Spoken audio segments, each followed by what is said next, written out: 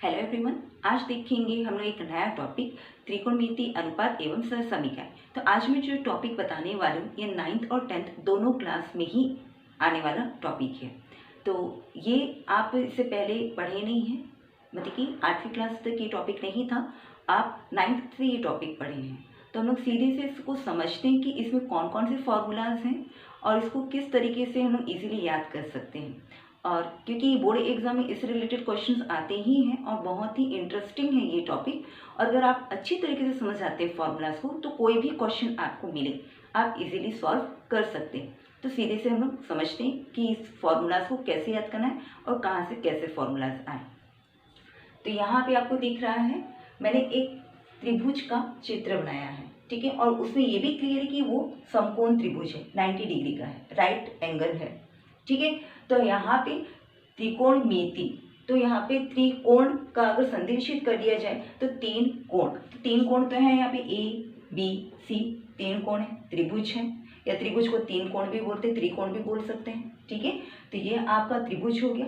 पर यहाँ पे एक चीज कर दी गई है, मैंने इसको समकोण त्रिभुज बना दिया है, ठीक है। समकोण त्रिभुज है तो ये 90 डिग्री है आपका, ठीक है। और उसके सामने जो दो कोण है वो कैसे, थीटा कोण है, ठीक है।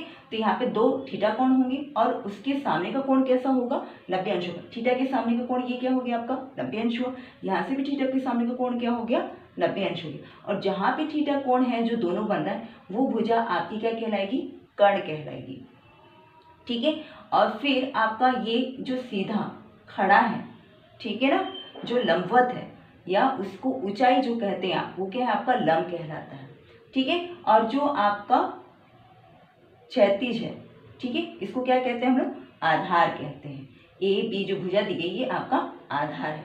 तो लंब, आधार और कर्ण, ठीक है, ये तीन चीज यहाँ पे दी गई है जो तीनों भुजाओं के नाम है, ठीक है। ऊंचाई को लंब कहेंगे और 90 अंश के सामने की जो भुजा होती है वो हमेशा कर्ण होती है, ठीक है। और एक चीज जहाँ पे थीटा है जो जहाँ पे, वो क्या कहलाएगा आपका, कर्ण कहलाएगा, ठीक है। और आधार तो क्लियर कि कहाँ पे होगा ये आप जानते हैं। और इसी से रिलेटेड एक फॉर्मूला आ जाता है, पाइथागोरस प्रमेय भी आता है, उसका भी यूज होगा, मैं आपको बता ही देती हूँ।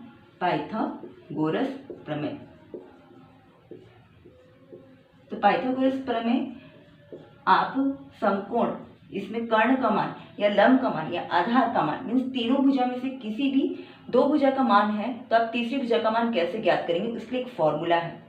तो पाइथागोरस प्रमेय में क्या होता है, दो भुजाओं का योग कर्ण के बराबर होता है, ठीक है ना। तो लंब और आधार के वर्ग का योग कर्ण के वर्ग के बराबर होता है। इसी को लिखेंगे लंब का वर्ग धन आधार का वर्ग बराबर कर्ण का वर्ग। तो ये आपका पाइथागोरस प्रमेय है। लंब और आधार को जोड़ेंगे तो कर्ण का वैल्यू मिल जाता है, ठीक है। तो ये दोनों भुजा है, इसको आप आगे पीछे कर सकते हैं, आधार को पहले लिख सकते हैं और लंब को बाद में भी लिख सकते हैं। तो ये आपका पाइथागोरस प्रमेय है। इतनी चीज हो गई। अब इसी से रिलेटेड हम लोग अभी त्रिकोणमिति अनुपात निकालेंगे, ठीक है। कुछ जगह पे इसका भी यूज होगा पाइथागोरस प्रमेय का। तो यहाँ पे सबसे पहले आपको त्रिकोणमिति अनुपात के लिए sine theta, cos theta, tan theta, cot theta, sec theta, cosec theta, इस तरह से याद करना। ये 6 है, ये इसी क्रम में जाएगा, साइन कॉस टाइन, उसके बाद में कॉट आता है, फिर सेक आता है, कॉसेक आता है। या उसी को मैंने इस तरह से लिखा है ताकि याद करने में इजी हो, या उसको अगर आप पूरा सीरीज सीक्वेंस में लिखना चाहें तो इस तरह से आएगा। ये 6 त्रिकोणमिति अनुपात है, साइन कॉस टाइन, कॉट सेक कॉसेक, ठीक है। और ये एक दूसरे का ऑपोजिट है, ठीक है ना, विलोम है या विपरीत है। साइन का ऑपोजिट कॉसेक है, कॉस का सेक है, टाइन का कॉट है, इसलिए मैंने इस तरह से लिखा है ताकि आप इजीली याद करें। साइन कॉस टाइन, फिर कॉट लिखिएगा, सेक लिखेंगे, कॉसेक लिखेंगे, ऐसा उल्टा जाएंगे। तो ठीक इसके ऑपोजिट आप उसको लिख दिए हैं, ठीक है ना। या साइन का वैल्यू क्या होता है, 1/cosec थीटा, ठीक है ना, ये इसके ऑपोजिट हो गया, 1/cosec हो गया। या इसका क्या होता है, 1/sin होता है, या इसका क्या होता है 1/sec थीटा, या फिर ये क्या होता है 1/cos थीटा। ये ऑपोजिट मिल रहा है ना, ये फिर क्या है टाइम का आपके पास में 1/cot थीटा, और ये क्या है आपके पास में 1/tan थीटा। तो ये जितने भी मैं फॉर्मूलाज बता रही हूँ सारे फॉर्मूलाज यूज होंगे आपकी, इसलिए ध्यान दीजिएगा, इसीलिए आप याद कर लोगे। ठीक है, कितना हो गया, ये ऑपोजिट हो गया। ठीक है, ये इस सीक्वेंस में आता है, पर यहाँ पे टाइन और कॉट के लिए एक और अनुपात है। तो वो अनुपात क्या है मैं आपको बता देती हूँ। टाइन के लिए क्या होता है आपका साइन थीटा बटे कॉस थीटा, टाइम के लिए है। इसका दो अनुपात हो गए, 1/cot तो होगा ही, फिर साइन थीटा बटे कॉस थीटा भी है। ठीक है, और फिर कॉट थीटा, तो ये एक दूसरे का ऑपोजिट है, तो ये इसका क्रम बदल जाएगा सीधे से, क्या हो गया ये कॉस थीटा बटे साइन थीटा, मतलब ये अंश का मान हर में और हर का मान अंश में, इस तरह से। तो ये इतने इसके अनुपात हैं। ठीक है ना, अब यहाँ पे इसके और अनुपात हैं, मतलब इस त्रिभुज के आधार पे कुछ अनुपात हैं कि साइन थीटा के लिए क्या होगा, कॉस के लिए क्या होगा, टाइन के लिए क्या होगा, कॉट के लिए, सेक के लिए, कोसेक के लिए, इस त्रिभुज के आधार पे क्या अनुपात है उसको देखते हैं।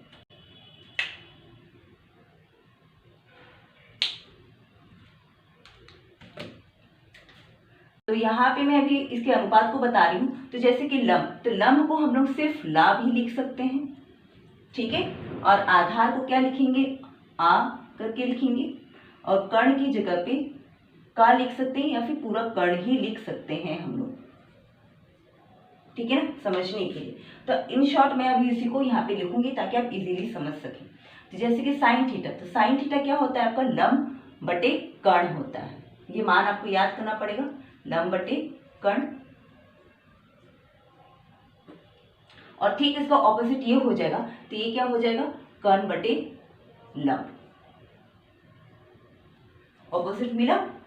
फिर यहाँ पे देखिए कॉस का, तो कॉस का क्या होता है आधार बटे कर्ण होता है, तो सेक उसका ऑपोजिट हो जाता है, क्या हो जाएगा कर्ण बटे आधार, मिला।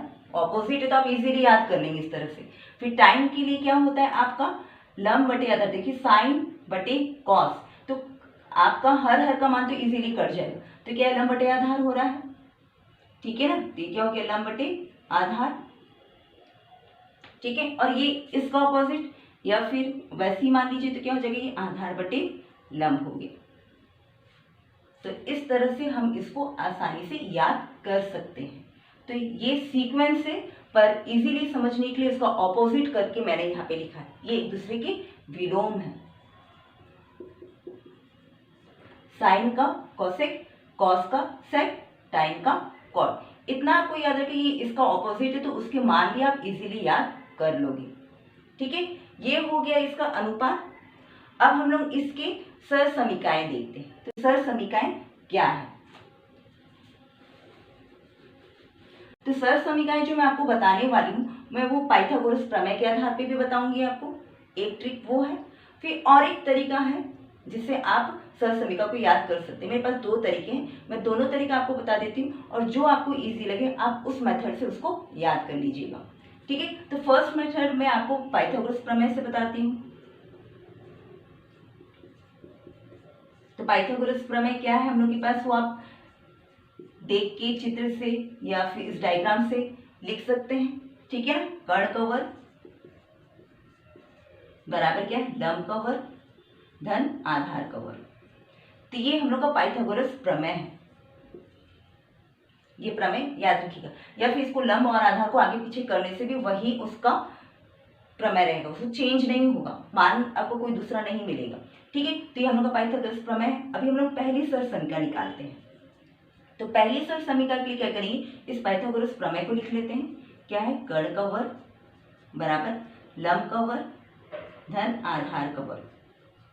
ठीक है, तो यहाँ पे सबसे पहले हम लोग क्या करेंगे, कर्ण के वर्ग से भाग देते हैं। यहाँ पे शुरू में कर्ण है तो कर्ण से ही भाग देते हैं। ठीक है, तो कर्ण से भाग देने पर मतलब क्या लिखेंगे इसको हम लोग, कर्ण के वर्ग से भाग देने पर। ठीक है, भाग देंगे तो क्या होगा, अभी कर्ण का वर्ग हो गया, और ये क्या हो गया, ये भी कर्ण का वर्ग हो गया। ये भी कर्ण का वर्ग हो गया। तीनों ही पद के हर में भी कर्ण का वर्ग हो गया, क्योंकि कर्ण के वर्ग से हम लोग को भाग देना है। ठीक है, तो क्लियर दिख रहा है कि अंश में कर्ण है, मतलब कि एक को एक से भाग दे रहे, वैसी ही बात हो रही है। तो कट हो गया, ये आपको सीधे से एक मिला। ठीक है, अब ये क्या है, लंब बटे कर्ण है, तो लंब बटे कर्ण आप देख रहे हैं यहाँ पे क्या है, साइन थीटा। तो यहाँ पे हम लोग क्या लिखेंगे, साइन थीटा लिख देंगे, पर ये वर्ग है तो वो वर्ग यहाँ लग जाएगा। ठीक है, फिर ये आपका प्लस चिन्ह वैसे ही आ गया। फिर क्या है, आपके पास आधार बटे कर्ण है, तो आधार बटे कर्ण आपको दिख रहा है कॉस में, तो क्या लिखेंगे हम लोग यहाँ पे कॉस थीटा लिखेंगे, पर वर्ग है तो वो वर्ग यहाँ पे आ जाएगा। थीटा और साइन के बीच में आपका वर्ग चिन्ह लगेगा यहाँ पे। ठीक है, तो ये आपका पहली सर समीका मिल गया हम लोग को। अब दूसरी सर समीका देखते हैं। दूसरी सर समीका में फिर से पाइथागोरस प्रमेय लेंगे। क्या हो गया, कर्ण का वर्ग, लंब का वर्ग धन आधार का वर्ग। अभी क्या करेंगे, लंब के वर्ग से भाग देंगे। ठीक है, लंब के वर्ग से भाग देने पर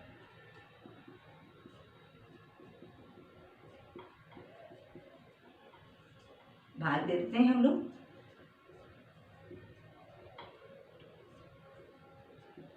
तो यहाँ पे देखिए भी कर्ण बटे लंब, तो कर्ण बटे लंब आपको क्लियर दिख रहा है, ये कॉसेक का है, तो हम लोग यहाँ पे क्या लिखेंगे भी, कॉसेक स्क्वायर थीटा, क्योंकि वर्ग है, वर्ग लगाना है।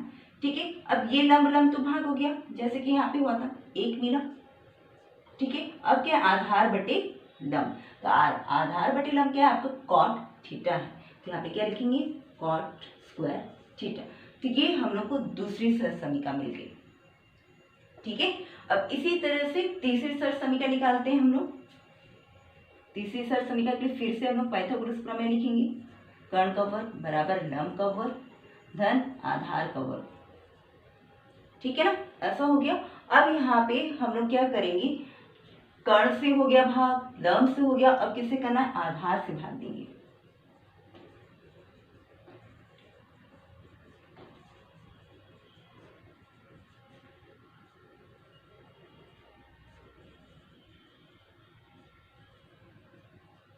अब क्या है, कर्ण बटे आधार, तो कर्ण बटे आधार कब है आपका, सेक। देखिए यहाँ पे क्या लिखेंगे, सेक स्क्वायर थीटा बराबर क्या हो गया अभी, लंब बटे आधार, तो लंब बटे आधार कब है हम लोग के पास में, टाइम थीटा, तो क्या हो जाएगा ये time square theta plus Aadhaar Aadhaar cut गया, आपको क्या मिला, एक। तो ये हम लोग की तीसरी सर समीका है। तो ये तीनों ही सर समीका बहुत इंपॉर्टेंट है। 9th में इसका यूज इतना नहीं है, बहुत कम जगह पे होगा, कहीं पे ही मिलेगा, पर 10th में इसका सबसे ज्यादा प्रयोग है। और उसको कक्षांतर करके भी इसका मान निकाला जाता है, साइन का मान निकाला जा सकता है, साइन स्क्वायर थीटा का, कॉस का अलग से निकाला जा सकता है, कॉसेक का तो यहाँ पे निकला है, तो कॉट के लिए अलग से निकल सकता है, या फिर कॉसेक और कॉट है तो कब एक होगा, इस आधार पे आपको कक्षांतर करने आता है, आप कक्षांतर करके इसके दो फॉर्मूलाज और निकाल सकते हैं। तो ये तो आपका फर्स्ट ट्रिक था, पाइथागोरस प्रमेय से हम लोग क्या किए, तीन सर समीकाएं, त्रिकोणमितीय सर समीकाएं निकाले। ठीक है ना, अब मैं आपको और एक ट्रिक बताती हूँ। अब सेकंड ट्रिक में देखिएगा, हम लोग को पहली सर समीका याद करनी पड़ेगी। ठीक है ना, और इससे पहले जो मैंने बताया उसमें हम लोग को पहला भी याद करने की जरूरत थी, सीधे से पाइथागोरस प्रमेय से हम लोग 1 2 3 निकाल रहे थे। पर अब जो दूसरी ट्रिक है उसमें आपको कम से कम पहला सर समीका याद होना चाहिए। जैसे कि पहला क्या है, sign square theta plus cos square theta बराबर 1, ये पहली सर समीका है। तो पहली सर समीका को याद करना पड़ेगा वहां पे। ठीक है, और दूसरा निकालने के लिए क्या करेंगे हम लोग, साइन स्क्वायर थीटा से भाग दे देंगे। साइन स्क्वायर थीटा से भाग देने पर पहली सर समीका को भाग देंगे, मतलब क्या हो जाएगा यहाँ पे, साइन स्क्वायर थीटा बटे क्या हो गया, साइन स्क्वायर थीटा, इसी के नीचे लिख रहे हैं। ठीक है, फिर कॉस स्क्वायर थीटा बटे क्या हो गया, साइन स्क्वायर थीटा, पहली सर समीका के नीचे 1 बटे साइन स्क्वायर थीटा। ठीक है ना, पहली सर समीका आप देख सकते हैं, sine square theta plus cos square theta is equal to 1। ठीक है, और तीनों के हर में क्या हो गया, साइन स्क्वायर थीटा हो गया। अब क्लियर दिख रहा है कि ये पहला पद तो कट गया आपका, एक को एक से भाग दिया, देखिए साइन को साइन से भाग दीजिए, आपको 1 मिला, प्लस अब क्या है यहाँ पे कॉस बटे साइन, तो कॉस बटे साइन कब है, जब आपके पास में कॉट होगा। ठीक है ना, तो यहाँ पे क्या लिखेंगे हम लोग, कॉट स्क्वायर थीटा बराबर, फिर यहाँ पे क्या 1 बटे साइन, तो साइन की जगह पे क्या है, कॉसेक है, मतलब क्या लिखेंगे, कॉसेक स्क्वायर थीटा। तो ये हम लोग को दूसरी सरसमिका मिल गई, ठीक है ना। अब तीसरी सरसमिका निकालेंगे, तो तीसरे में भी क्या करेंगे, हम लोग पहली सरसमिका को ही लिखेंगे पहले, sine square theta plus cos square theta equal to 1। तो पहले साइन से किए, अब क्या करना है, आप गैस कर ही लिए होंगे कि अभी कॉस से हम लोग को करना पड़ेगा। तो क्या करेंगे, अभी कॉस स्क्वायर थीटा से भाग देने पर,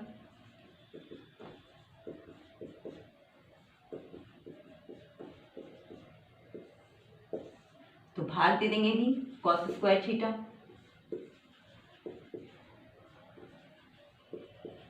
तो अब आपको मालूम है कि साइन बटे कॉस तो क्या है, आपका टाइम है, ठीक है ना। तो यहाँ पे क्या आ जाएगा हम लोग के पास में, टाइम स्क्वायर थीटा हो गया, प्लस फिर यहाँ पे कॉस कॉस की कट हो गया, हट गया सीधे से, यहाँ पे क्या आ गया, एक आ गया। फिर क्या है आपके पास में, एक बटे कॉस स्क्वायर थीटा, और देखिए क्या है आपके पास में, सेक स्क्वायर थीटा आ जाएगा। तो ये हम लोग की तीसरी सरसमिका है। तो इस तरह से आप क्या कर सकते हैं, पहली दूसरी तीसरी सरसमिका याद कर सकते हैं, या अनुपात को आप इजीली याद कर सकते हो, ठीक है ना। और इसके बाद में और एक जो है आपका साइन कॉस टाइन कॉट, मतलब कि 6 त्रिकोणमितीय अनुपात के लिए कोणों के मान दिए गए हैं, उसको भी मैं आपको बताऊंगी और आप उसको भी इजीली याद कर पाएंगे। तो अभी देखेंगे हम लोग त्रिकोणमितीय कोण के अनुपात। तो यहाँ पे 0 अंश, 30 अंश, 45 अंश, 60 अंश और 90 अंश के लिए हम लोग देखेंगे कि इसके क्या अनुपात होते हैं, ठीक है। तो यहाँ पे देखेंगे हम लोग, तो जैसे कि ये आपका 0 है, तो यहाँ से हम लोग शुरू कर रहे हैं, 0 लिख रही हूँ मैं, फिर ये आपका 1 हो गया, 2 हो गया, 3 हो गया, फिर 4 हो गया। तो लास्ट डिजिट हम लोग को 4 मिला है, तो हम लोग क्या करेंगे, अभी सबको 4 से भाग देंगे। इतना तो आप इजीली कर लेंगे। उसके बाद में सबका रूट कर लेंगे, रूट या इसी को कर्णी चिन्ह कहते हैं या फिर वर्गमूल। अब इसकी कर्णी के अंदर पहले हल करते हैं, तो आपको मालूम है कि अंश में 0 तो इस पूरे का मान 0 हो जाता है, 0 हो जाता है, तो ये सीधे से 0 हो जाएगा। और कर्णी के अंदर 0 है तो इजीली वो बाहर निकल सकता है, ठीक है, रूट के बाहर निकल के 0। अब यहाँ पे देखिए क्या है, एक का कितना भी घात हो एक ही होता है, ठीक है। तो इस तरह से ये आपका वर्गमूल, मतलब कि कर्णी घात 2 है तो एक तो निकल जाएगा, वर्गमूल है तो यहाँ पे क्या, ये 2 का वर्ग है तो यहाँ पे क्या निकल जाएगा, 2 निकल गया। उसी तरह से अब यहाँ पे देखिए अंदर हल करते हैं, तो अंदर ये हल होगा, यहाँ पे आगे देख सकते हैं कि तो 0 ही होगा, ये अंदर हल नहीं हो सकता था, पर ये रूट है किसी का इसलिए बाहर निकल गया, ठीक है। और यहाँ पे देखिए क्या है आपके पास में 2/4 है जो कि हल हो सकता है, 2 एकम 2, 2 दूनी 4, ठीक है ना। तो अब यहाँ पे देखिए कर्णी के अंदर 1 है तो 1 तो निकल जाएगा जैसे यहाँ पे निकला, और यहाँ पे देखिए क्या है आपके पास में 2, तो 2 नहीं निकल सकते, इसलिए क्या हो जाएगा, कर्णी 2 हो जाएगा। अब यहाँ पे देखिए कर्णी के अंदर हल नहीं हो सकता है, 3 आपको मालूम है वैसा ही रहेगा, कर्णी के बाहर नहीं निकल सकता, इसलिए क्या होगा, कर्णी 3 हो गया। और आपको मालूम है 4, तो 4 यहाँ पे जैसे निकला, 2 का वर्ग है तो 2 आपका निकल जाएगा। अब यहाँ पे देखिए 4/4 है, ये सॉल्व हो सकता है, 4 एकम 4, 4 एकम 4, ठीक है ना। 4 को 4 से भाग दिए, एक बार में गया, तो यहाँ अंश हर में 1 है, मतलब कि पूरे का मान 1 हो गया, तो कर्णी 1 है तो 1 आपका इजीली बाहर निकल सकता है। तो इस तरह से ये आपका जो फर्स्ट आंसर मिला है हम लोग को भी, तो ये क्या है आपका साइन थीटा का मान है। तो ये क्या हो गया, साइन थीटा का 0 का मान 0, फिर 30 अंश का मान 1/2, फिर 45 अंश के लिए क्या है 1 कर्णी 2 है, और 60 के लिए क्या है कर्णी 3/2, और 90 के लिए क्या है 1 है, ऐसा होगा। अब ठीक इसके ऑपोजिट क्या हो जाएगा, कॉस के लिए होगा। तो कॉस के लिए भी क्या करेंगे, जो शून्य का मान है वो आपके 90 का होगा, साइन का 90 का मान शून्य के लिए हो जाएगा, मतलब कि 1 यहाँ आ गया, ठीक है। और फिर आपके पास में जो 0 का मान यहाँ पे वो इसके 90 के लिए होगा, मतलब कि यहाँ पे 0 आ जाएगा, ठीक है। फिर इसके बाद में 30 अंश का मान, जो साइन के 60 अंश का मान है वो यहाँ आ जाएगा, कर्णी 3/2, ठीक है।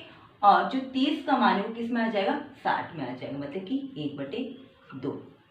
तो आपको दिख रहा होगा एक तरह से चेंज हो रहा है, शून्य का मान किस में चला गया 90 में, और 90 का मान शून्य में एक्सचेंज हो गया है, साइन कोस का, और फिर 30 का मान 60 में और 60 का मान 30 में आएंगे, और फिर 45 अंश का मान वैसा का वैसा रहेगा 1/2। तो इस तरह से ये क्या हो गया आपका कॉस का हो गया। अब हम लोग क्या देखते हैं, टाइम का देखते हैं। तो टाइम के लिए क्या करेंगे, आपको मालूम, मैंने आपको बताया कि साइन थीटा बटे कॉस थीटा होता है, या फिर ऐसा ले सकते हैं ये लंब बटे आधार ले सकते हैं, ठीक है ना, लंब बटे आधार, या फिर आपके साइन के अंश का मान क्या है, लंब है, और इसके अंश का मान क्या है, आधार है। तो इस तरह से ये आ जाएगा। तो 0/1 मतलब कि अंश में क्या है, 0 है, तो क्या हो गया, पूरा 0 हो गया, ठीक है। और फिर ये क्या है आपके पास 1/3, अंश अंश का मान ले रहे हैं, तो 1/3, क्योंकि इसके हर में कर्ण है जो कि वो कट जाएगा, ठीक है ना, तो हर का मान हट जा रहा है, सिर्फ अंश अंश का मान ले रहे हैं इस तरह से, ठीक है। अब फिर यहाँ पे देखिए 1/1 है, मतलब कि क्या हो गया, ये 1 हो गया।